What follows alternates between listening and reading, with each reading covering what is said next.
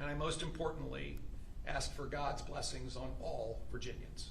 And so with that, thank you for coming, and I am happy to take a few questions. Thank you.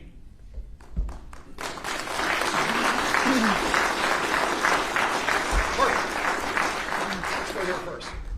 Governor, the election results last night showed a decisive victory for Abigail Spanberger, the Democratic ticket statewide. Do you think this was a repudiation of President Donald Trump's DOGE cuts and his policies directed at federal workers, or is it something else? Well, let me just begin with there are going to be pundit after pundit after pundit who will unpick the results in Virginia, in New Jersey, in New York, and have lots of theories. I, as a governor, will today do exactly what I knew I would be doing today, regardless of the outcome, and that is preparing to finish strong and hand the next governor the best possible Virginia that I can hand her. It was going to be a her one way or the other. And therefore, that's what we're focused on. I do think that the government shutdown is a big challenge. It is a big, big challenge. I have been vocal about it. I think that we have 330,000 federal workers in the Commonwealth of Virginia. And to have this shutdown extending as the longest shutdown ever has been extraordinary for so many Virginians. People are going without paychecks. They're worried about mortgages and rents. They're worried about how they're going to feed their families. The challenge of this government shutdown is real. And I am incredibly understanding of that challenge for all Virginians. And I think it caused quite a turnout yesterday. With that said, that's why we have been so focused on making sure that, particularly when it comes to providing food assistance to the most vulnerable Virginians, we're just not going to let that get interrupted. And I call on our senators to vote to open the government and then sort this thing out. But this has been an incredibly disruptive time for Virginians to see the government now shut for over a month, to see our military worry about whether they're going to get paid, our air traffic controllers and TSA folks at the airports not getting paid. But again, we have 330,000 government workers in the Commonwealth of Virginia, and I can't imagine how disruptive this has been for their families. And so I do believe that had a major impact on yesterday. Yes, sir. Governor, prior to the shutdown, there were federal layoffs as well, and I know your office was supportive of the DOGE cuts. Do you believe that there should have been a different type of messaging from Republicans in your office? Yes, so again, there will be pundits who opine on this, but I can only repeat my general belief, which is first and foremost, I am very, very understanding of the pain that being laid off means. I've said many times, my father got laid off twice when I was growing up. Our job is to create jobs in Virginia, to make sure that people have pathways to extraordinary lives. And that's what we've done. We have 277,000 more people working today than when we started. There's hundreds of thousands of open and available jobs. There's $143 billion of commitments from companies to expand in the Commonwealth. That's as much as the last 5 administrations combined. That underpins another 85,000 jobs and 40,000 construction jobs. At the end of the day, that's what we have to focus on. And the disruption that I know that so many families have felt, we have tried to meet with opportunity to find new pathways and new careers, and to help them in that transition, where we have had training support. We continue to have training support. We continue to have access to all of our unemployment benefits.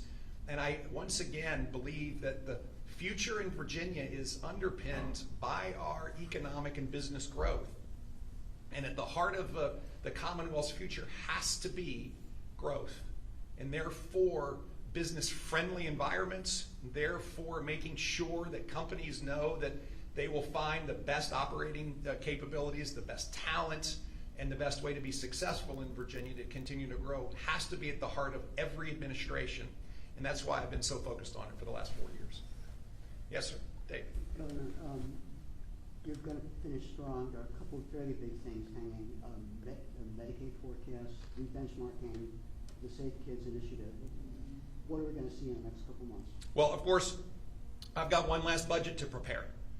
And I have said recently that people who believe that Medicaid spending is going to go down have been misinforming everyone. Medicaid spending is going to go up. And that is a commitment in order to support Medicaid recipients. How much it goes up, we're still working on. You may have seen in the recent report that I believe that the overall rebenchmarking is inappropriately affected by the poor performance, operating performance of one of the managed care organizations, which has skewed the overall Medicaid reforecasting. We're going back and assessing that to make sure that we're not allowing one poor performer to drive up costs unnecessarily across the whole system. Second of all, there is a fair amount of waste and abuse that I'm really worried about, and fraud. And so we're digging into that so that we can come back with what will be $1 billion plus a year, I believe, in incremental Medicaid support, but I want to make sure it's the right number. I've said over and over again that Medicaid is not going to be reduced. It's going to be increased in Virginia, and the big question right now is what's the appropriate amount. That's what we're working through. Safe Kids? Yeah, again, with Safe Kids and K through 12 education. These are our big areas of making sure we get it right. Again, the Commonwealth has seen a surplus already through the first 4 months. I can't opine yet on October's results, but we've seen our first a continued surplus. That has allowed us to take on the parallel SNAP benefit program, which is literally mimicking the SNAP benefits that are not being paid to Virginians today. But it also allows us to be in a position to take on some of these responsibilities. But the key to everything is to make sure that we are doing the right work to assess the right amount of incremental spending for Medicaid, the right amount of incremental spending for K through 12, because there will be incremental spending, and the right amount for Safe Kids. SNAP, too. And for SNAP. Well, for SNAP, what we're going to see in SNAP are two things. One, and I encourage everybody, call senators and tell them to open up the government. I've said this over and over again. Vote yes on a clean CR and get the government open. And so the supplemental SNAP benefits that we are paralleling, of course, will end. But bringing down the SNAP incremental costs by reducing our error rates is a top priority. There's no reason why Virginia should have an 11% error rate in administering SNAP. And so we have had a massive transformation effort underway. I issued an executive order to do exactly that. I believe we will bring down the SNAP error rate and therefore not have to effectively pay the penalty that comes with having a high error rate. The degree to which we can bring it down is what we're working on now. Of course, the goal is no errors, but we were running at an 11% error rate, so we've got real work to do, but there's real opportunity for improvement. Emily, hang on, come right back. Yes, sir. Governor, a lot of Republicans, including the Lieutenant Governor, ran on the idea of keeping the good times going, referring to the successes of your administration. Given the fact that the Lieutenant Governor lost by 15 points, Republicans are on track to lose more than a dozen House seats. Is it possible that Virginians don't see your administration the same way that you do? Well, I believe that Virginians thoroughly support what we've been doing. I mean, at the end of the day, when people say, is the state heading in the right direction, people say yes. So bottom line is more jobs, safer communities, excellence in education, making sure that we are taking care of your money because it is your money. We've run $10 billion of surpluses and we've had $9 billion of tax relief. As I said, I firmly believe that particularly the government shutdown was a very, very big challenge as we ran into this election. We have 330,000 government workers here that weren't getting paid. That is a real challenge heading into an election. And therefore, I, again, encourage the Senate to please open the government because Virginians are hurting, and it's time for the government to get back open and then for you all to do your work. Thanks. Yes, sir. Now, what do you think, excuse me, the results from last night will have, what kind of impact will that have on your future political ambition? Oh, my goodness. Well, I've said since the day I was elected that people have been always asking me about my future political ambitions, and now I'm 4 years in, and you're still asking me the same question. And I will repeat to you the exact same answer I've given. My focus has been, will be and will continue to be on the Commonwealth of Virginia up until the last second I'm in this position. And we have been focused for a reason, that we have felt and I think demonstrated that common sense solutions work. When you create a business-friendly environment, reducing regulations, and strategically recruiting businesses, you can drive economic growth to a level it's never been seen before. And as I said earlier, the $143 billion of commitments from companies to grow here is more than the last 5 administrations combined. We have seen a fundamental shift in Virginia's economic growth from government to the private sector. And it's been not just headquarters, it's manufacturing and logistics and R&D all over the Commonwealth. And it has stretched from Virginia Beach to Lee County and from Danville to Loudoun. That is huge, and the future of the Commonwealth will continue to be to make sure that we have the most business-friendly environment in order to attract jobs. I'll remind everybody, 70% of our budget every year is driven by individual taxes. And therefore, to have a strong revenue base, you have to have a lot of Virginians working. And therefore, when we have a lot of Virginians working, we run surplus after surplus. That requires jobs.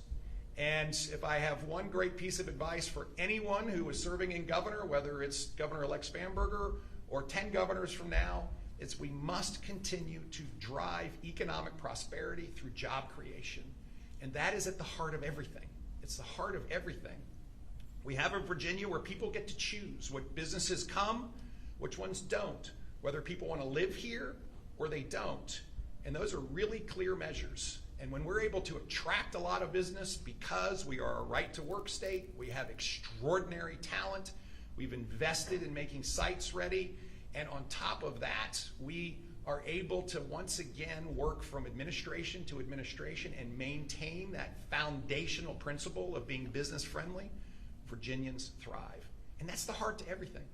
That allows us then to have record investments in K-12 education like we've done, where we have literally increased per pupil spending since before the administration today by 50%. It allows us to have record investment in law enforcement, record investment in taking care of God's gifts to the Commonwealth, and also $9 billion of tax relief. This is a really, really straightforward, common sense formula that works. And I again feel strongly that this is a template for moving forward, whoever the governor is, in order to make sure that Virginia continues to have this vibrant opportunity system that provides jobs, and more jobs. Governor, time for one more. Yep. Yes, ma'am. Governor, thank you. So AG-elect Jay Jones, he overperformed expectations last night.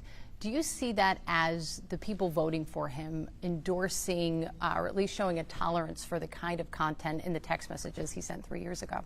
Yeah, I have to say I am incredibly concerned about the Attorney General-elect's ability to do the job based on the text that he sent. They were abhorrent, and I think that they once again reiterate that you can't come into this job if you are espousing death on a political enemy, the death of children, and the death of law enforcement. I believe, just as I've always believed, that disqualifies him for the job. The next administration is going to have to figure out how to deal with that, because they have law enforcement that they're going to need to make sure feel good about doing the job. They're going to have to make sure that parents with children feel safe. And that's going to be a challenge going forward. My position has not changed, that there is absolutely no excuse for what he wrote, none. And we live in a society today that I think has lost its way at least some folks have, on their willingness to almost accept violence and political violence as a solution. So we had, during this campaign season, candidates and sitting elected officials receive death threats. And I have no patience for this. We investigate them thoroughly, and we make arrests, and we prosecute, because there is no room for anybody to espouse or try to minimize the fact that violence in any kind like this And political violence against candidates or elected leaders is an anathema, and we have to fight it with everything we have. Thank you. Yeah, Dave, come back to you. Last one. Last one for Dave. We're going to arrest and prosecute people for threats. Are we going to do that with the Attorney General? So what we've seen this week are live threats against candidates, and we saw a live threat against Kim Taylor, and we were able to investigate that and prosecute that assailant. We saw a live threat against Gary Higgins. We were able to prosecute that. We have had other circumstances that we are working on. They've been live threats with real actionable suggestions. That's the reality of it. So listen, folks, we have got to find our better angels here. This is a statement that is not just about the Attorney General's texts and his words that he shared with one of his colleagues. This is about Virginia and America. We have got to stand strong against this concept that because you disagree vehemently with someone, that threatening to kill them or do violence to them, or worse, actually taking action against someone, is anything other than abhorrent and needs to be dealt with swiftly. This is beyond a political comment. This is about the character of our nation. And it's time for us to stand up as a nation and reaffirm foundational beliefs that each human being is created in the image of God, and whether you agree with them or you don't, they're created in the image of God. And therefore, they deserve the basic dignity and respect of their life. And this is something that has been, never challenged in the history of this country. And we have got to stand strong as a nation against it. Thank you. So I appreciate everybody coming out today. Again, I reiterate, God bless the Commonwealth. Thank you.